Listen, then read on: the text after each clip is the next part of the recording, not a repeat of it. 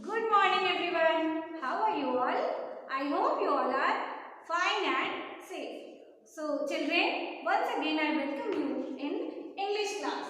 And in today's English class, we are going to learn a new rhyme.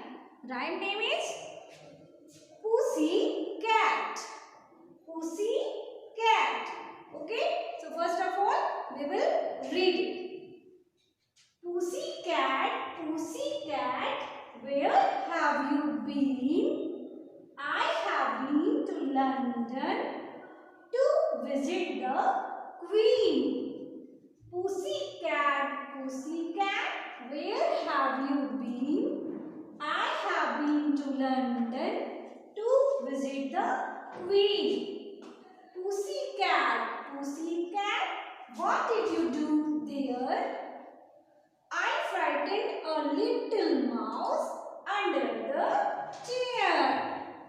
Pussy cat, what did you do there? I frightened a little mouse under the chair. Okay, now we will do this rhyme with action.